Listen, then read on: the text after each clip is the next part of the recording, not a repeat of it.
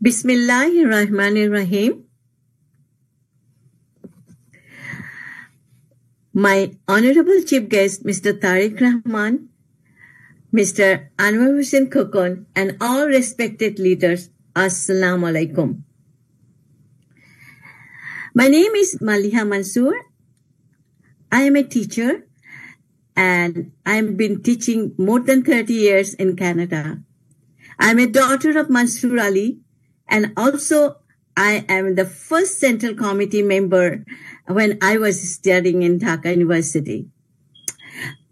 My only question is Rashtra Kathamo Meramot Ruprekha 31 দফার 24 নম্বর দফায় নারীর ক্ষমতায়নে যথাযথ পদক্ষেপ গ্রহণ।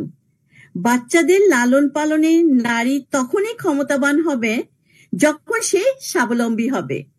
একজন স্বল্প আয়ের নারী যখন কাজে যাবে তখন তার শিশুকে লুক আফটার করার জন্য বিদেশে যেমন চাইল্ড কেয়ার সিস্টেম আছে, স্কুলে day care like after school, before school, এবং সরকার থেকে অনুদান দেওয়া হয়।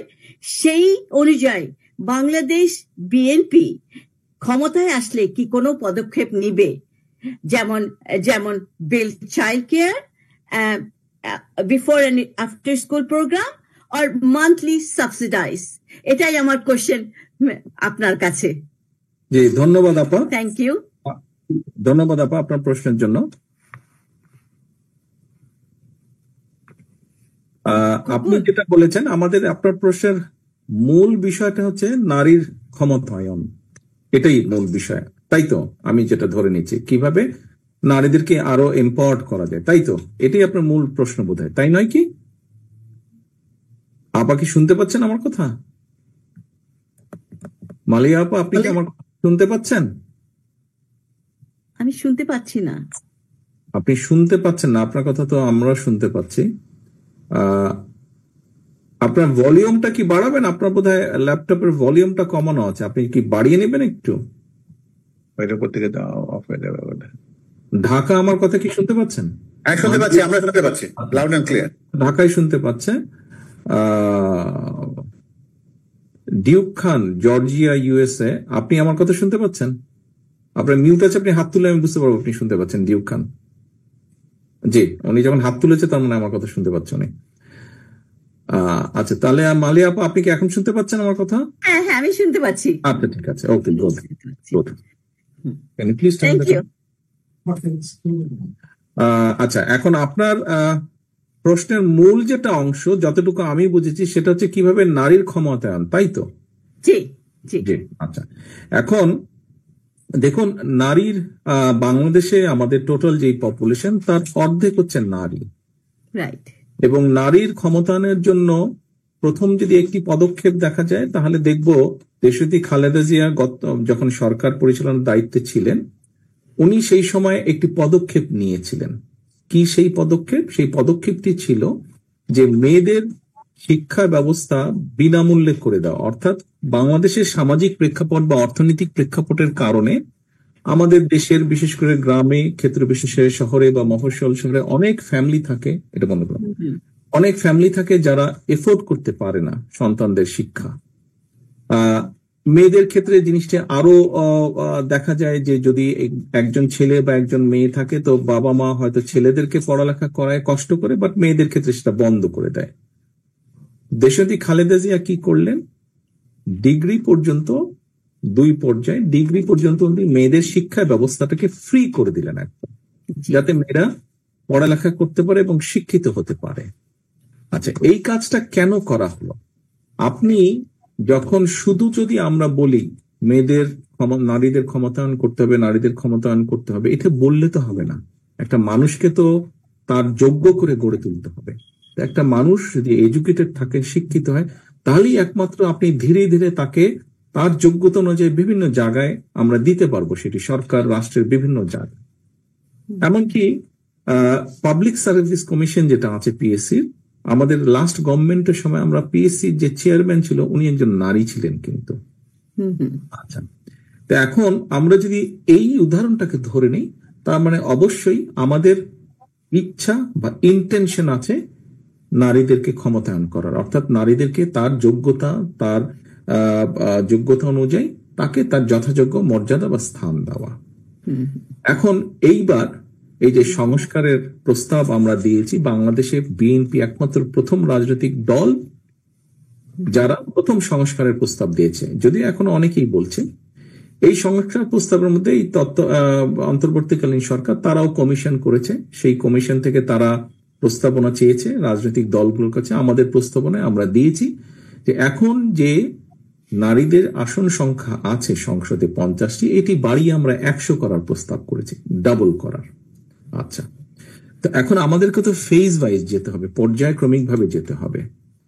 কেউ কেউ বলেন আমরা নারীদেরকে, অনেক নারীও বলেছেন, অনেক পুরুষও আমাকে বলেছেন যে আমরা নারীদেরকে এই জায়গায় দিতে পারি না, ওই জায়গায় দিতে পারি। অবশ্যই অবশ্যই দিতে পারি, কিন্তু তার জন্য তো একজন সেই পদের সাথে যোগ্যতা সম্পন্ন একজন নারীকে আমার দিতে হবে। তো আমি যদি এমন কাউকে দেই, কোন নারীকে, ঠিক আছে, নারী বিবেচনায় যদি তাকে আমি দিলাম, কিন্তু সে যদি ওইখানকার যোগ্য না হয়ে থাকে, তাহলে তো প্রতিষ্ঠানটাও ক্ষতিগ্রস্ত হবে, সেই ব্যক্তিটিও ক্ষতিগ্রস্ত হবেন, তাই নাকি? তো সেই জন্য আমাদেরকে আগে যোগ্য করে তুলতে হবে পর্যায়ক্রমিক ভাবে।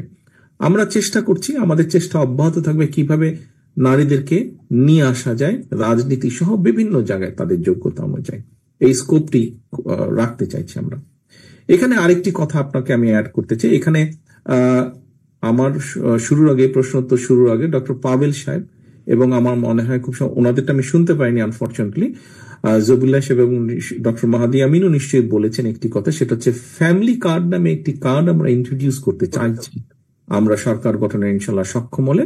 ফ্যামিলি কার্ড, এখন এই ফ্যামিলি কার্ডের মাধ্যমে আমরা বাংলাদেশে পরিবারগুলোকে, আমরা 4 জনের একটি পরিবার ধরব এবং প্রত্যেকটি পরিবারকে আমরা কিছু সহযোগিতা দিতে চাই সরকার বা রাষ্ট্রের পক্ষ থেকে। এখন কার্ড তো কোন একটা ব্যক্তির নামে হতেই হবে। আমরা সিদ্ধান্ত নিয়েছি এই কার্ডটি যেই পরিবারকে আমরা দেব, সেই পরিবারের গৃহিণী বা হাউসওয়াইফ যে থাকবেন তার নামে আমরা এই কার্ডটি দিব। স্বাভাবিকভাবে এই কার্ডটিতে রাষ্ট্রের পক্ষ থেকে কিছু সুযোগ সুবিধা থাকবে। মূল লক্ষ্য হচ্ছে যে আপনি জানেন আমরা এখনো বিভিন্নভাবে, এমনকি ইউরোপ আমেরিকাও আছে, হয়তো বাংলাদেশে বা আমাদের এশিয়াতে হয়তো একটু বেশি হতে পারে বিষয়টি, যে এখনো ফ্যামিলিতে অনেক ক্ষেত্রে নারীকে হয়তো একটু দাবিয়ে রাখার চেষ্টা করা হয়। আপনি যখন সরকার স্বীকৃত রাষ্ট্রের পক্ষ থেকে, সরকারও না রাষ্ট্রের পক্ষ থেকে যখন একটি কার্ড দিবেন, যেখানে সেই কার্ডটিতে কিছু রাষ্ট্রের পক্ষ থেকে সহযোগিতা থাকবে এবং এটি যখন একটি নারীর নামে থাকবে, স্বাভাবিকভাবেই সেটি নিজের সংসারে হোক, সেটি বাবা মায়ের ঘরে হোক, সেটি শ্বশুর শাশুড়ির কাছেই হোক না কেন, শ্বশুর বাড়িতেই হোক না কেন, সেই নারীর মর্যাদা কিছুটা হলেও বৃদ্ধি পাবে। সেই নারীর মনের মধ্যে কিছুটা হলেও কনফিডেন্স বৃদ্ধি পাবে যে রাষ্ট্র আমার পাশে আছে, রাষ্ট্র আমাকে একটা সাপোর্ট দিয়েছে, রাষ্ট্র আমাকে একটা স্বীকৃতি দিয়েছে। আর শিক্ষা বা অন্যান্য সবগুলো ক্ষেত্রে অবশ্যই আমাদের ভিন্ন ভিন্ন পরিকল্পনা আছে। সহজ সোজা বিষয়টি হচ্ছে যে আমাদের দেশের জনসংখ্যার, টোটাল জনসংখ্যার অর্ধেক নারী। এই নারীকে বাদ দিয়ে আমরা যত কথাই বলি, যত পরিকল্পনাই করি, কোনোটাই আমাদের সফল হবে না, সাকসেসফুল হবে না, যতক্ষণ আমরা এই অর্ধেক পপুলেশনকে আমরা আমাদের এই উন্নয়ন পরিকল্পনা বা যেই পরিকল্পনা করি সেটার সাথে আমরা সম্পৃক্ত বা ইনভলভ করতে না পারবো। এবং তাদেরকে সেভাবে আমরা তৈরি করে নিয়ে আমরা চাই সেখানে ইনভলভ করতে, যাতে করে তারা সত্যিকার ভাবে কন্ট্রিবিউট রাখতে পারেন, কন্ট্রিবিউট করতে পারেন। এখন আপনার মধ্যে আরেকটি প্রশ্ন ছিল, কানাডা বা ইউরোপে বা বিভিন্ন দেশে, উন্নত দেশগুলোতে নারীরা কাজে গেলে যে বাচ্চা রাখার জন্য যে কেয়ার সেন্টার, দেখুন কানাডার জনসংখ্যা খুব বেশি, বোধহয় 3 কোটির কম, 2.5 কোটির কিছু বেশি হবে। এখন আমরা কানাডার বা ইউরোপের সব সুযোগ সুবিধা যদি তাৎক্ষণিকভাবে বাংলাদেশে করতে যাই, সব পসিবল না, প্র্যাকটিক্যালি পসিবল না। রাইট। তবে আমরা অবশ্যই প্রত্যাশা করতে পারি যে নিশ্চয়ই সব ক্ষেত্রে না হয় অনেক ক্ষেত্রে হয়তো কোনো একদিন আমরা ভালো কাজগুলো করতে সক্ষম হব, এতটুকু প্রত্যাশা অবশ্যই আমরা করতে পারি। মালিয়াপা, আপনার উত্তর পেয়েছেন প্রশ্নের? হ্যাঁ, আমি পেয়েছি। Thank you thank you for all. মানে তুমি এত সুন্দর করে বলছে আমি খুব হ্যাপি হয়েছি আমাদের দেশের নারীদের উচ্চশিক্ষার জন্য, যে কনস্ট্রাকটিভ চিন্তা ভাবনা, যে নারী যদি শিক্ষিত না হয় তাহলে তো কোনো ডেভেলপমেন্ট হবে না, বিভিন্ন জায়গায় ওদেরকে যোগ্য অনুযায়ী প্রতিষ্ঠিত করা যাবে না। খুব ভালো জিনিস এক্সপ্লেন করছে এবং খুব ভালো লাগছে। তো আল্লাহ হাফিজ। আমি satisfied. Thank you. Assalamu alaikum.